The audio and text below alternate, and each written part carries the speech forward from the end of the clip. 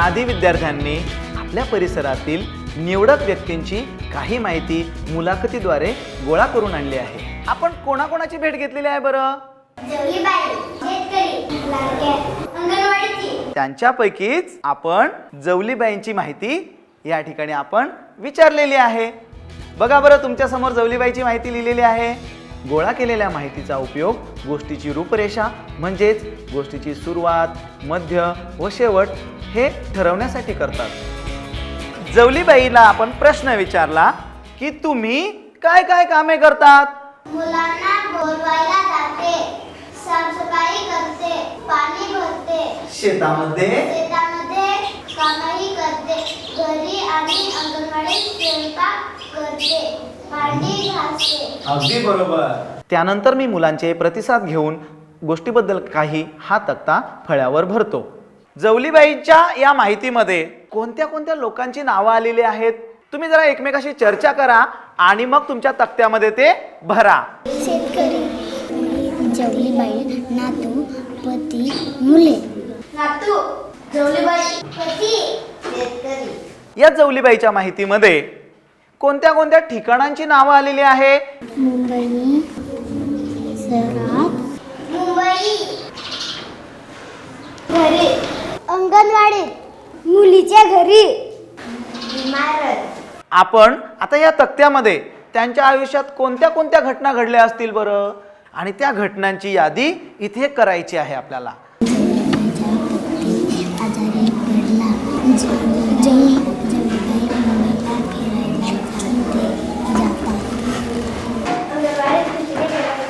खिचडी बनवते, मुलांना बोलवायला जाते, तिचा पती आजारी पडला, रस्त्यावर मुले धावपळ करतात.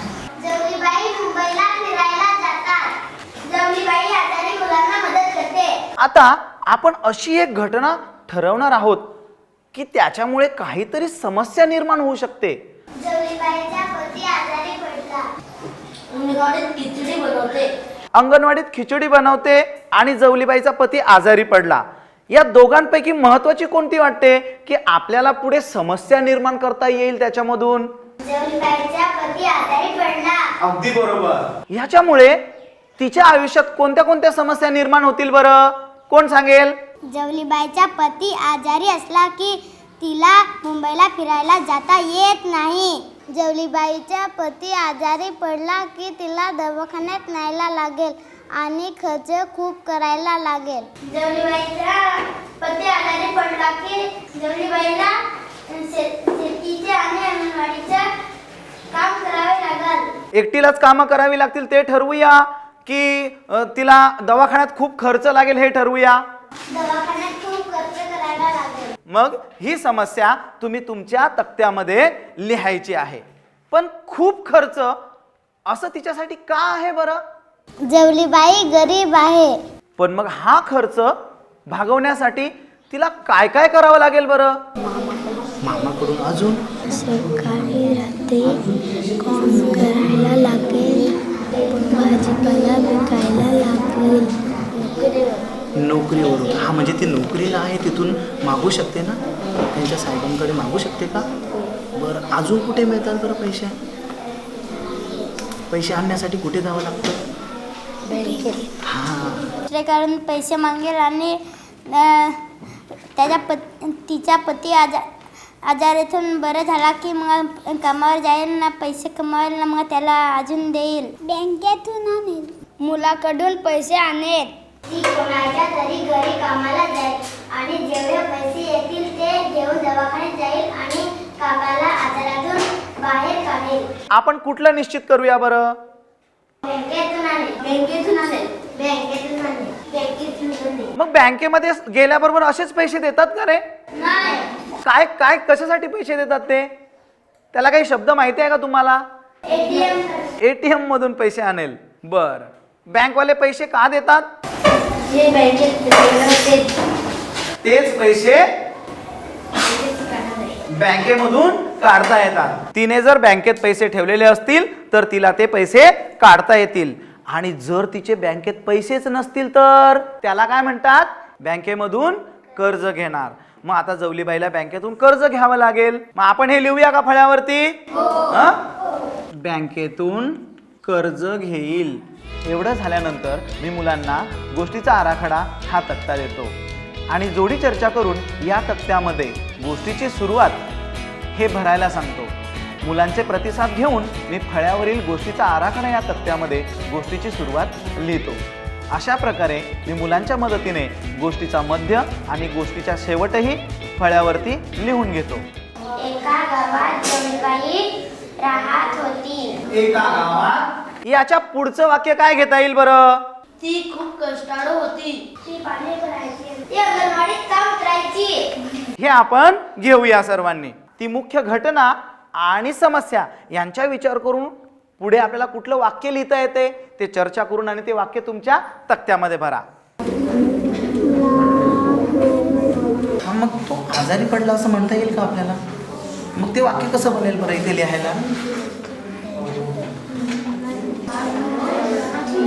जवलीबाईचा पती बरा होऊ लागला. जवलीबाईकडे पैसे आले. एके दिवशी त्याचा पती आजारी पडला. तिचा पती आजारी पडला तेव्हा तिला दवाखान्यात न्यायला लागले. बघा, तुम्ही अतिशय छान प्रकारे सांगितलं, पण या ठिकाणी एक जणाने असं सांगितलं की तिच्याकडे अचानक खूप पैसे आले आणि अजून एक अर्नेशने काय सांगितलं बरं? जवलीबाईचा पती बरा होऊ लागला. आता या दोन घटना आहेत.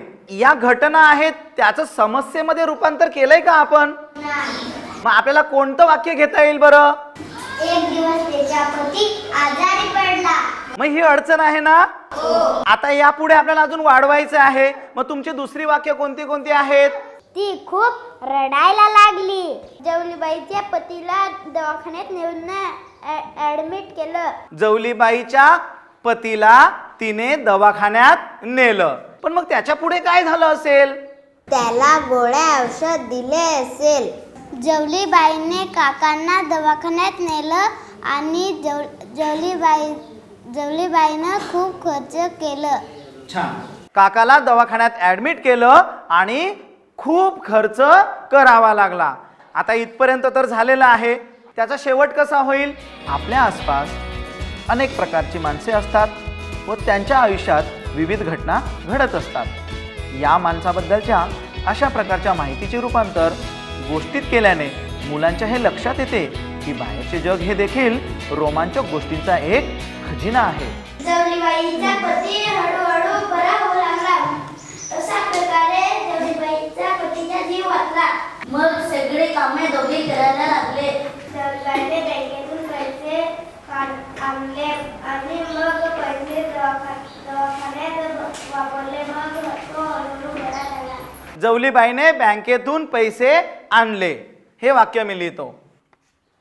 यानंतरचं वाक्य तिने सांगितलं की दवाखान्यात पैसे भरले आणि तिने शेवटचं वाक्य असं सांगितलं की अशा प्रकारे काकांचा जीव वाचला.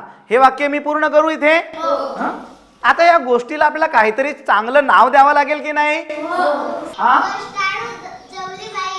सांग तू. मेहनती जवलीबाई, दयाळू जवलीबाई, हिम्मतवाली जवलीबाई. जवलीबाई. छान. कष्टाळू जवलीबाई. कष्टाळू जवलीबाई. मग आपण सगळ्यांनी मिळून एक नाव आपल्याला ठरवायचंय. आता तुम्ही सांगा बरं कोणतं नाव आपल्याला ठरवता येईल? कष्टाळू जवलीबाई. घेऊया हे नाव मग आपण. कष्टाळू जवलीबाई. बघा, आपल्या गोष्टीचं नाव आहे कष्टाळू जवलीबाई.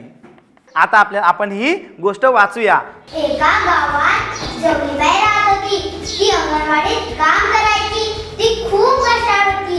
एके दिवशी तिचा पती खूप आजारी पडला. जवलीबाईच्या पतीला दवाखान्यात ऍडमिट केले आणि खूप खर्च करावा लागला. जवलीबाईने बँकेतून पैसे आणले, दवाखान्यात पैसे भरले.